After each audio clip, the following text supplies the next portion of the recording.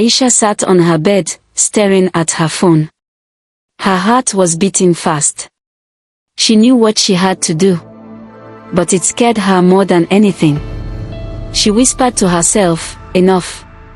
I can't live in fear anymore." The morning sun came up slowly over Lagos. The city was loud, like always. Car horns. Street sellers shouting. People rushing to work. But inside Aisha's small apartment, everything was silent. Only her heartbeat filled the room. She got dressed carefully. Black blouse. Grey pencil skirt. Low heels. Simple but professional. She tied her long braids into a neat bun. No makeup today. She didn't want to draw attention. Her phone was in her hand. She opened the voice recorder app. She tested it once. The red light blinked. "Good," she whispered. Today was not like other days. Today, she was ready. Inside Adeola Holdings, everything looked normal. Staff walked around quickly. Phones rang. Printers hummed. The air smelled of fresh coffee and expensive perfume. Aisha entered quietly, heading straight to her desk. She tried to look calm. But inside, her stomach turned. Miriam noticed something different. She came close. "Aisha, are you okay?" she whispered. Aisha forced a small smile. "I'm fine." Miriam frowned. She could feel the tension in her friend.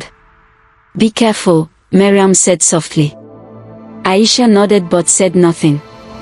2 hours later, Chief Adeola's personal assistant, Connor, came to Aisha's desk. "Miss Aisha," he said. "The chief wants to see you." Aisha swallowed hard. "Okay, sir," she replied. Her hands were shaking, but she hid them. She stood up, slid her phone carefully inside her blazer pocket, and followed Connor. The hallway felt longer today. She walked past the familiar walls, the framed photos of Chief Adeola shaking hands with important people. But today, those smiles on the walls felt fake. Everything felt fake. Connor opened the door. "Enter," he said softly. Aisha stepped inside. Chief Adeola sat behind his large wooden desk. The tall windows behind him showed the bright Lagos skyline. But his eyes were darker than usual. "Sit down," he said. Aisha sat, keeping her back straight. "How are you today, Aisha?" he asked. "I'm fine, sir," she said, her voice steady. He leaned forward.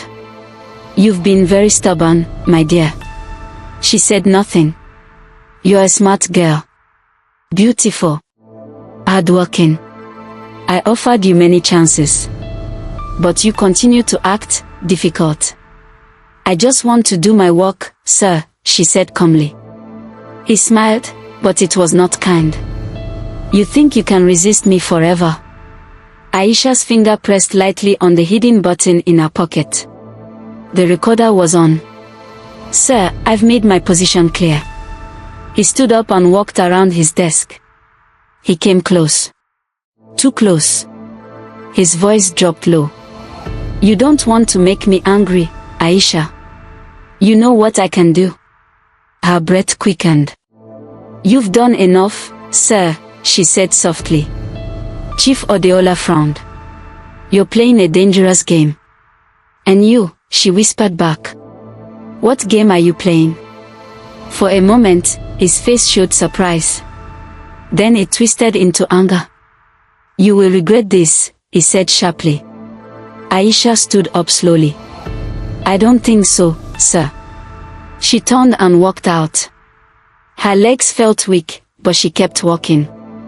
She could feel his eyes burning into her back. A few hours later, Aisha sat inside a small cafe across town. The place was quiet. Only soft music played. She took out her phone. The recording was still there. Clear. Every word. She sent the file to a private email address. Then she sent another copy to Miriam. Miriam's message came back fast. Aisha. Are you sure? Yes, Aisha typed back. I'm done being afraid. That same night, back at the mansion, a different storm was building. Inside the grand living room, Bola stood alone. Her hands shook as she held Chief Adeola's second phone. The secret phone. She had found it by mistake earlier that evening while his driver was distracted. The messages were there. Hundreds of them. From women. From criminal partners. From politicians. From people she didn't even know. The proof was right in front of her. Tears filled her eyes. Ronk walked in quietly. You found it, she whispered. Bola nodded, showing her the screen. Ronk covered her mouth in shock. It's worse than I thought, Bola whispered, her voice breaking. Ronk placed her hand on Bola's shoulder. What do we do now? Bola's voice trembled. We stop hiding. We stop pretending. Later that night, Chief Adeola returned home. The house was unusually quiet. He entered the living room and saw Bola standing there, waiting. She held the phone in her hand.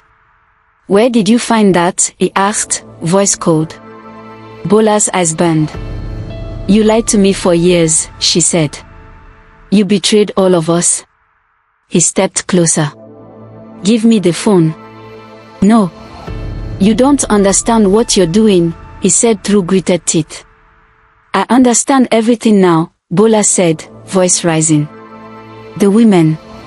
The business deals. The bribes. The threats. Ronk stepped out from the corner, standing beside Bola. You destroyed this family, Ronk whispered. Chief Adeola's face twisted. You foolish women, he spat. You want to bring me down? No, Bola said softly.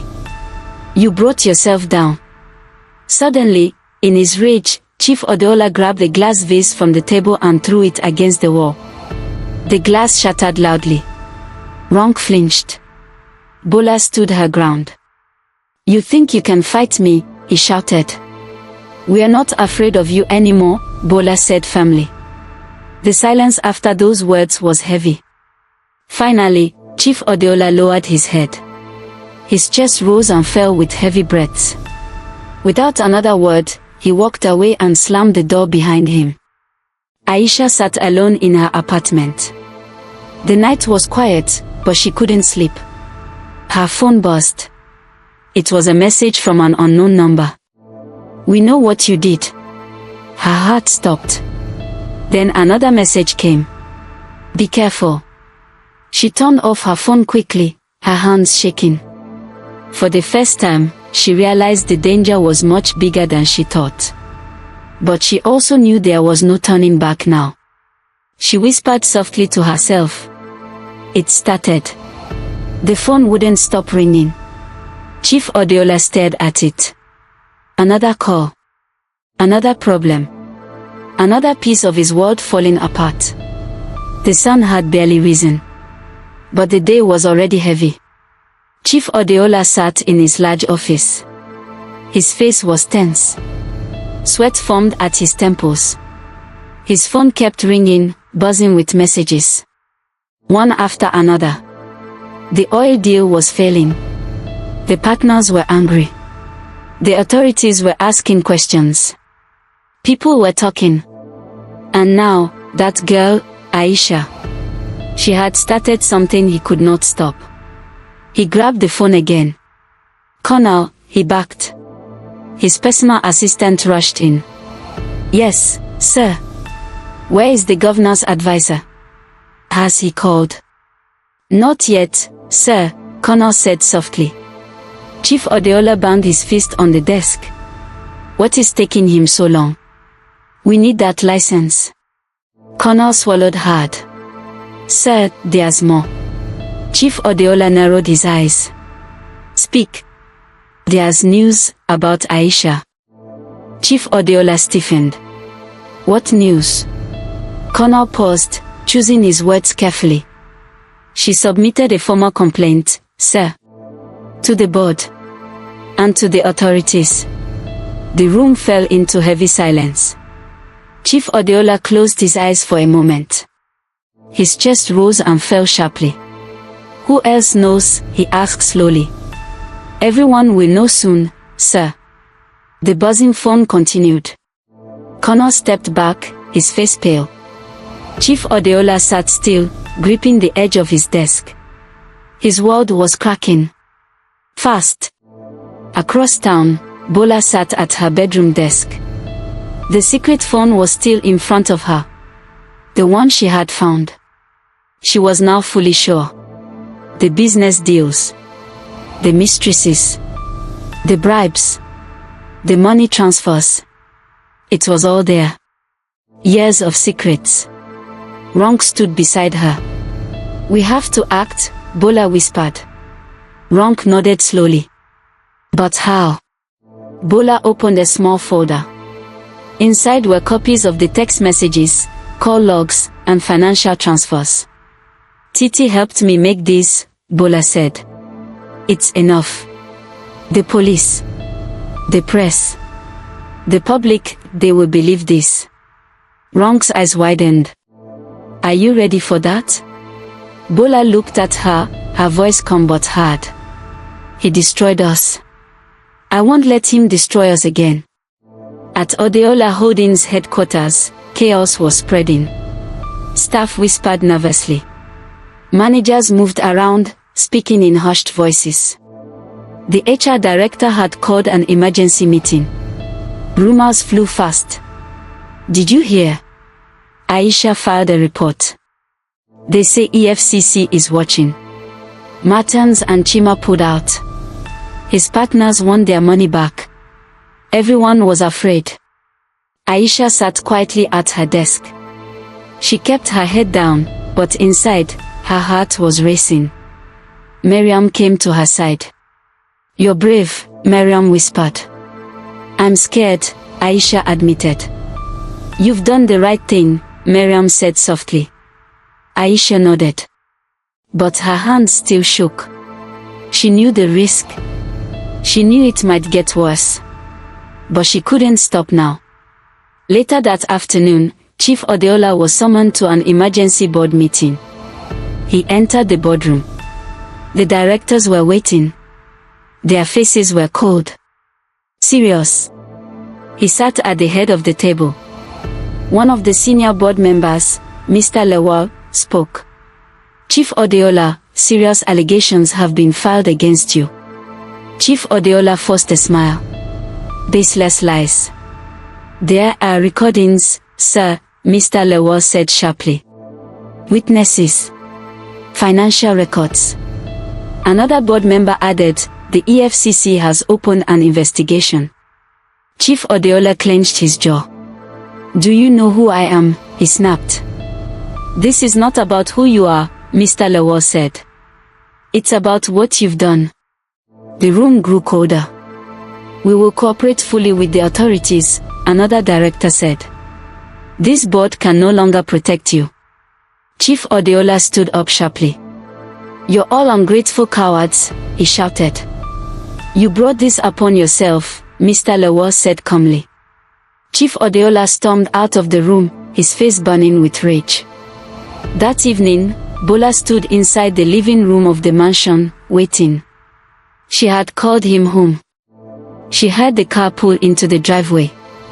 Moments later, Chief Adeola entered, slamming the door behind him. His face was flushed with anger. "You," he shouted, pointing at her. "You betrayed me." Bola stood tall, holding the folder of evidence.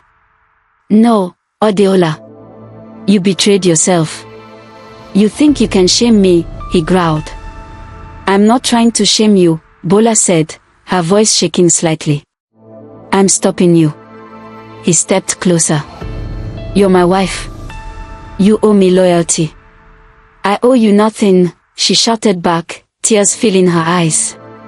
"You built this house on lies. On greed. On pain. You lived well because of me," he shouted. Bola's voice broke. "I lived in fear. He raised his hand in anger. But then, for the second time, he froze. He looked at her tears, at her bravery, at her strength. And his hand dropped. Ronk entered the room, standing beside Bola. "You've destroyed enough lives," Ronk said softly. "You will pay for this," Chief Adeola whispered, his voice shaking.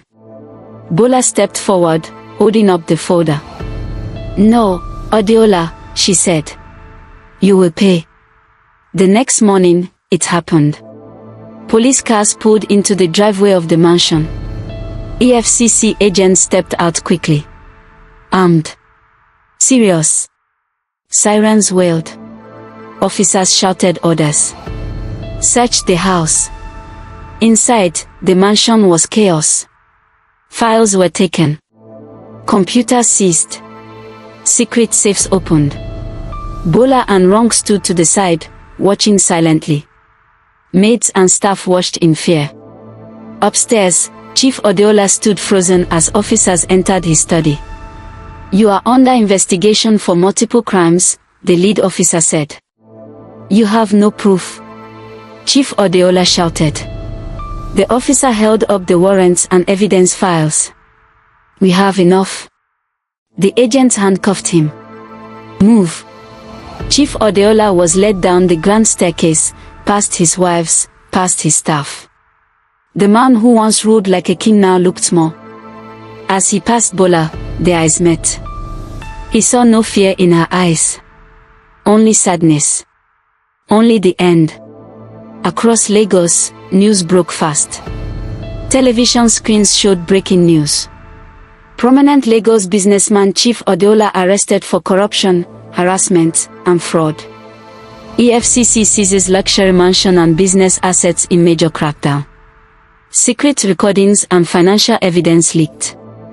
The public was in shock. Some cheered. Some whispered. Some watched in silence. Inside her apartment, Aisha watched the news. Tears fell quietly down her cheeks. Miriam sat beside her, holding her hand. "You did it," Miriam whispered. Aisha shook her head. "No. I just told the truth." They sat in silence. The fear was still there. But for the first time, Aisha felt free. Inside the EFCC detention center, Chief Adeola sat alone.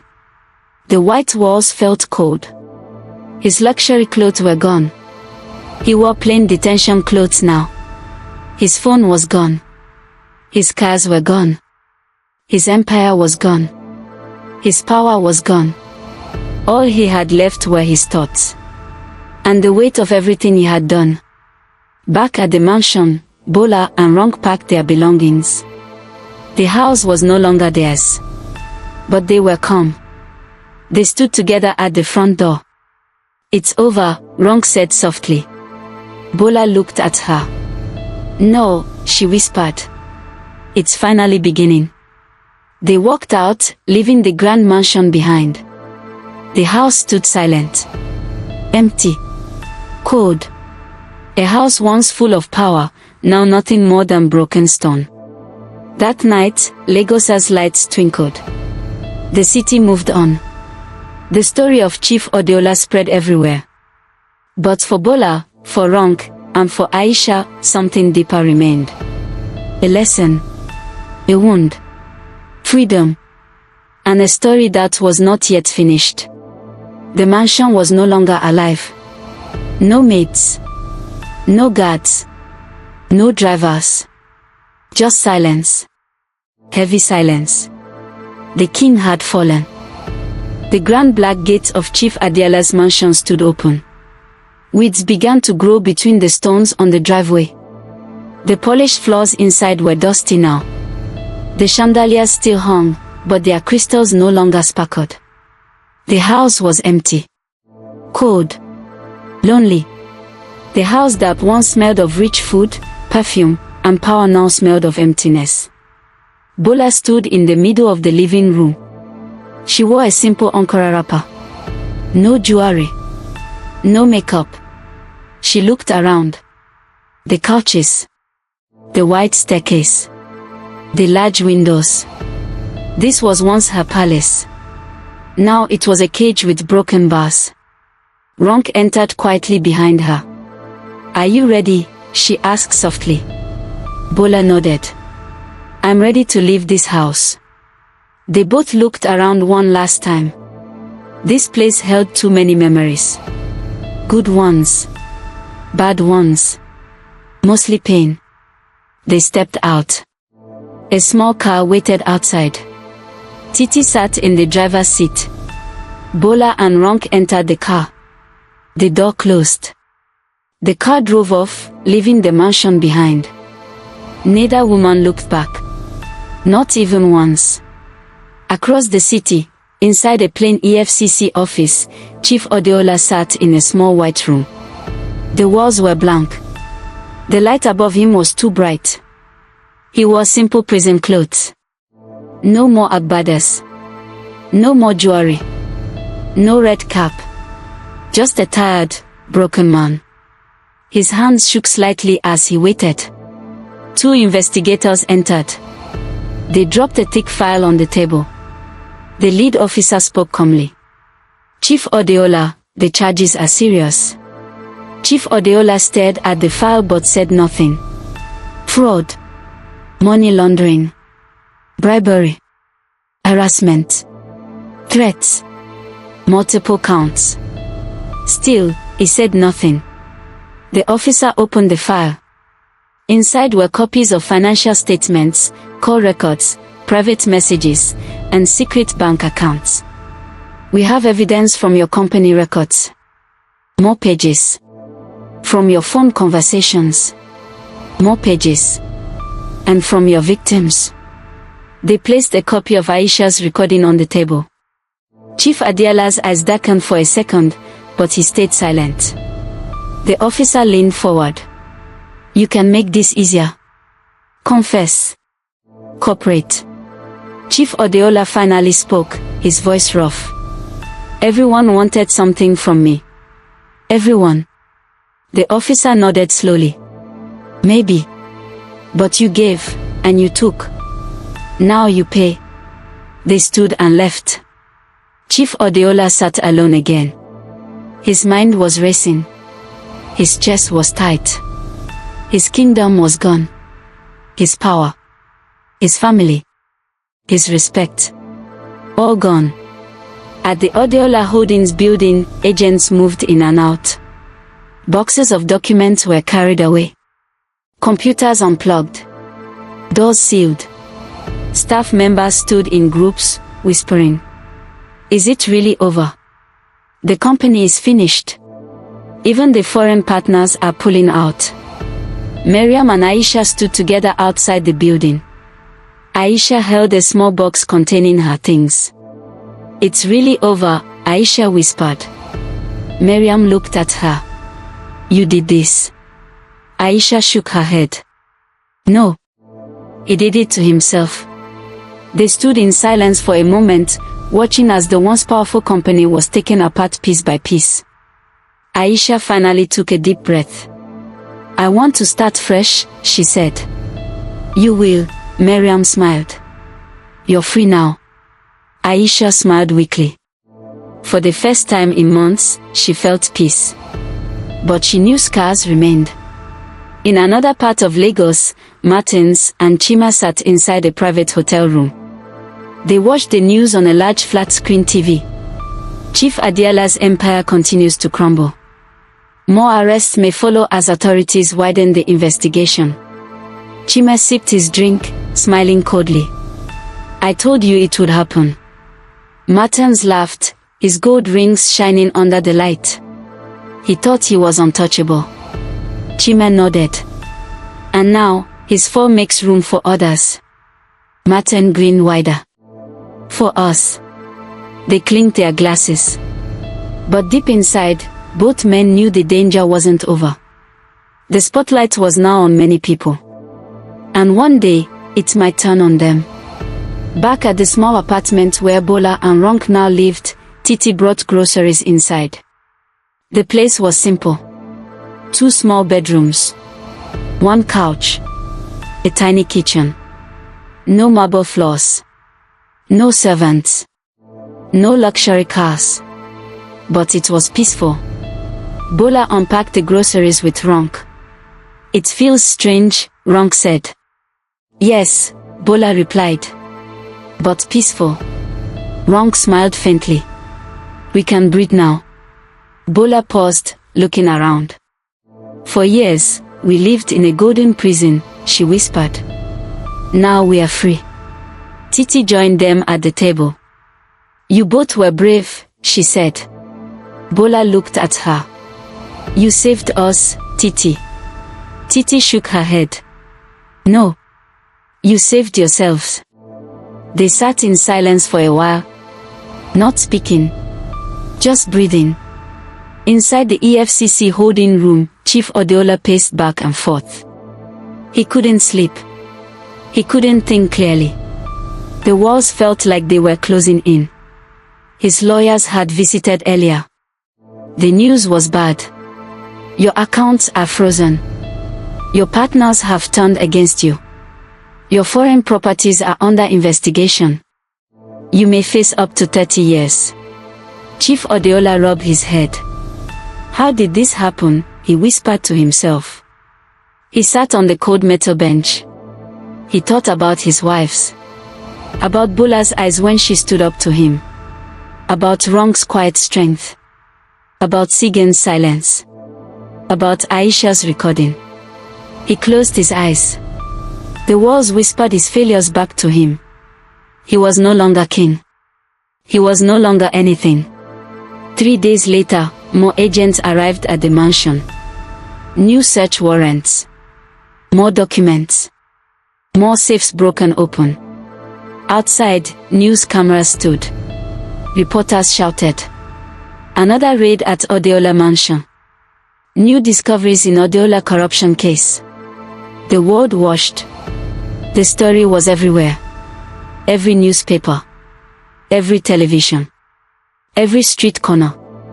Even children whispered his name like a ghost story.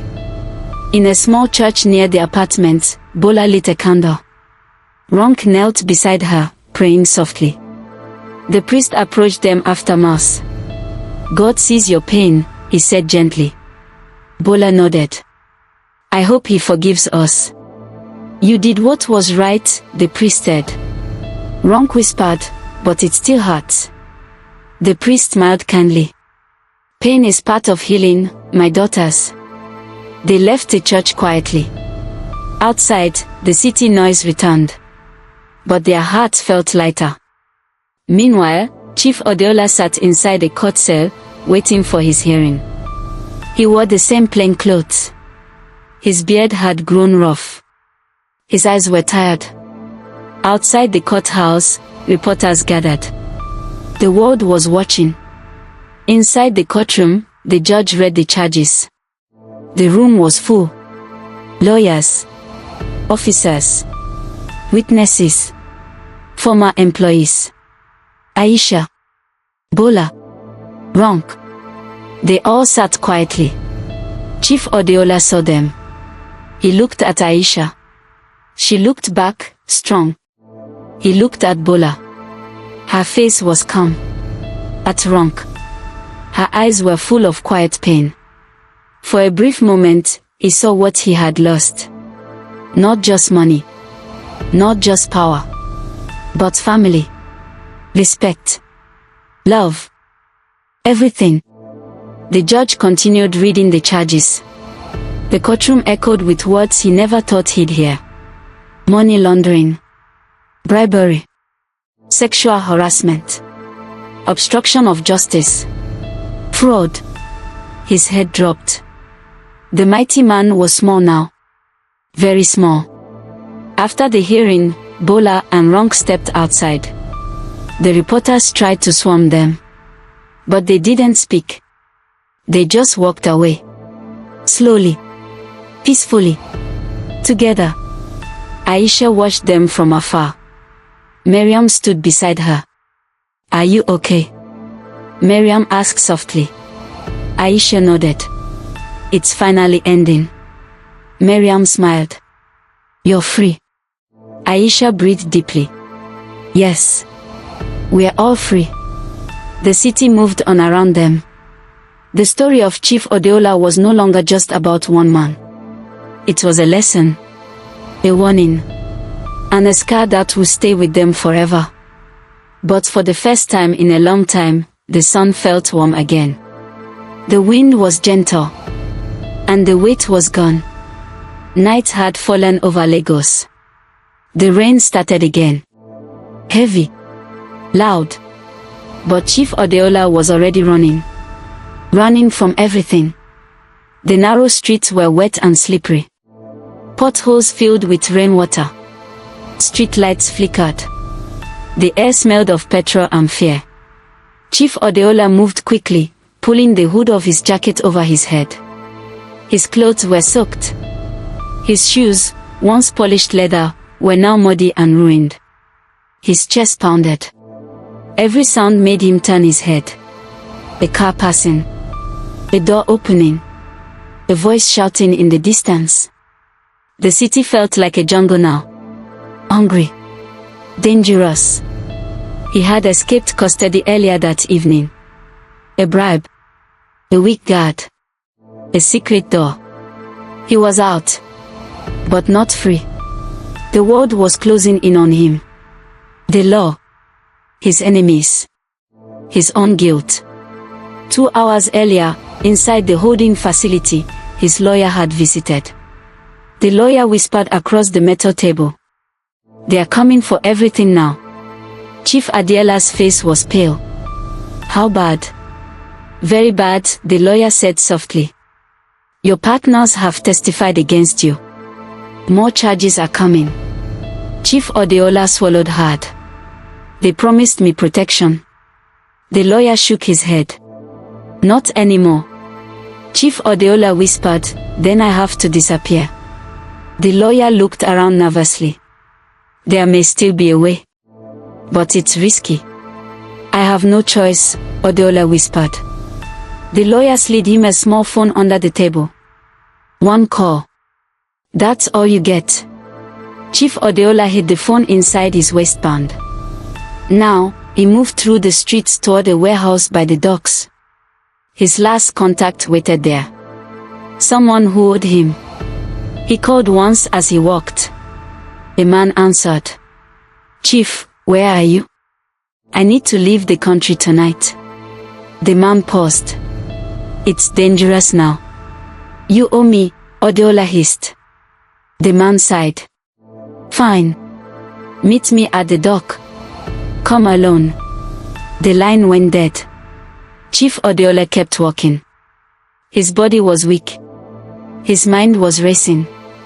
The rain fell harder. He slipped once, falling into a puddle. His jacket tore. His hand bled. But he got up. He kept moving. At the same time, Bola sat quietly inside the small apartment. The news was on. Breaking, Chief Adeola has escaped custody. Ronk sat beside her, hand covering her mouth. Titi was on her phone, speaking fast. Yes. Yes. We are safe for now. But you need to find him quickly. Bola closed her eyes. She whispered, this man, he won't stop. Ronk's voice trembled. What if he comes here? Titi answered sharply. I've already spoken to the police. They are watching. Don't leave the house. Bola held Ronk's hand tightly. Stay calm, she whispered. We've survived worse. But deep inside, fear gripped her chest. She knew Chief Adeola was desperate now. And desperation was dangerous. The EFCC officers were already on alert. The lead investigator, Officer Sonny, stood inside the control room. His team tracked movements across the city. He will try to run, Sonny said. He has nothing left to lose. Another officer pointed at a camera feed. Sir, we may have a sighting. By the old docks. Sonny nodded. Meanwhile, inside the small warehouse by the docks, 2 men waited. One was the contact. The other, a man Adeola had never met. Is this wise? The stranger asked. The contact lit a cigarette. He's paying a lot. One last job. The stranger shook his head. The police are everywhere. The contact smiled. That's why we hurry. Chief Adeola finally reached the warehouse. He knocked twice. The door opened. The contact pulled him inside quickly. You made it, the contact said. Chief Adeola was breathless. Is the boat ready? The contact nodded. Yes. But you must pay first. Chief Adeola pulled a plastic bag from inside his jacket. Cash. Gold rings. Hidden diamonds. Everything I have left, he whispered. The contact smiled greedily. It will do. The stranger watched silently. We leave now, the contact said. But outside, flashing lights appeared in the distance. EFCC agents. Police. Special units. The rain kept falling. The officers moved quietly through the docks. Guns raised. Voices whispered through radios. Target is inside the warehouse. Surround all exits. Move in silently. Officer Sonny led the team. His face was calm but hard. No gunfire unless absolutely needed, he said. We take him alive. Inside, Chief Adeola sensed something. He froze. Did you hear that? He whispered. The contact laughed nervously. It's nothing. The rain. No. Adeola snapped. Someone is here. Suddenly, a loud voice boomed from a megaphone outside. Chief Adeola. You are surrounded. Step outside with your hands up. The warehouse filled with panic. Chief Adeola grabbed the contact. You set me up. No. No, the man screamed. The stranger pulled out a gun. Adeola's eyes widened. Put that away. Adeola shouted. The stranger pointed the gun at him. I don't go to prison for you, the stranger said coldly. Chaos exploded. Adeola grabbed a metal rod and swung. The gun fired. A loud bang. The contact screamed. The stranger fell. Blood poured from his leg. The police stormed in. Drop your weapon. Adeola froze. Officers surrounded him. Guns pointed. Lights flashing.